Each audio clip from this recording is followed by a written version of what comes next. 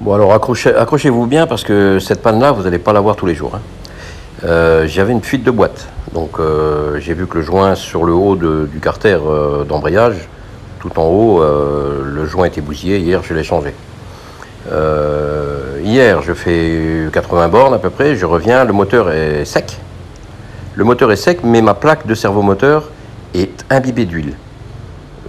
Donc plus haut que le moteur. Donc je me dis, mais c'est pas possible, l'huile, voilà, je pensais que l'huile giclait, de l'huile de boîte giclait vers le haut et retombait sur la plaque du servomoteur. Donc j'ai installé ce matin, j'ai installé une caméra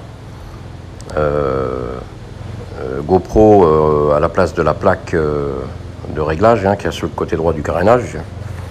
J'ai installé une lampe et une caméra et je pars. Je fais 20 km en tirant bien dessus, je reviens, le moteur est complètement sec. Je lève le réservoir et je vois ma plaque de servomoteur pleine d'huile.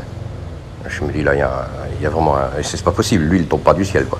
Je me rends compte qu'à l'intérieur du réservoir, sous le réservoir, il y a de l'huile aussi. Je passe la main, je sens plein d'huile. Ensuite, je passe un chiffon et je renifle, par réflexe, je renifle le chiffon pour essayer de savoir si c'est de l'huile de thon ou de l'huile de boîte, parce que là, je cherche, quoi. Ça puait l'essence. Je me dis, c'est pas possible. Je regarde mieux à l'intérieur de mon réservoir. Qu'est-ce que je vois? Une fissure de 3 cm dans le réservoir qui laisse suinter de l'essence. Donc, l'huile que je trouvais sur ma plaque de servomoteur, c'est de l'huile de thon de mon mélange. Et comme elle tombe sur la plaque du servomoteur et de la plaque, ça tombait sur le carter d'embrayage, pile poil à l'endroit où le joint était bousillé. En fait, l'essence, c'est très corrosif. Ça m'a bousillé le joint du carter de boîte. Donc hier, j'ai changé le joint de carter. Il n'a pas eu le temps de se bousiller là, avec les quelques kilomètres que j'ai fait ou la petite fuite d'essence qu'il y a eu depuis hier, mais j'ai bien fait de le changer. Donc j'avais deux pannes, l'une ayant provoqué l'autre. La fuite d'essence me foutait de l'huile partout en fait, c'était l'huile de mélange, et ça m'a bousillé le joint de carter de boîte.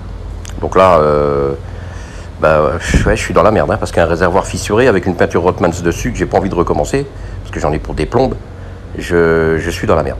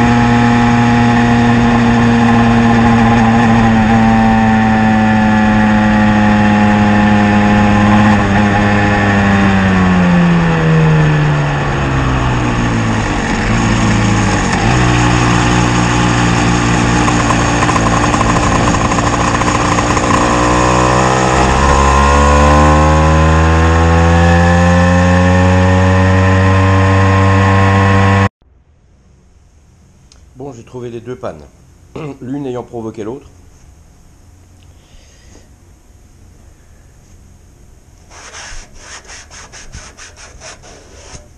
Voilà, j'ai une fuite au réservoir, il est fissuré ici. Donc, l'essence, une fois que le réservoir est rabattu, l'essence s'accumule sur l'angle là. Ça m'envoyait des traces grasses ici parce que l'essence s'évapore, pas l'huile. Et à 3,4%, il y a de l'huile. Ça coulait sur le moteur en me bousillant la pointe du joint de carter d'embrayage. Et donc j'ai commencé à avoir une fuite de boîte en même temps. Donc hier j'ai changé le joint, maintenant il reste ça à solutionner. Et ça par contre c'est hyper chaud. Hyper chaud.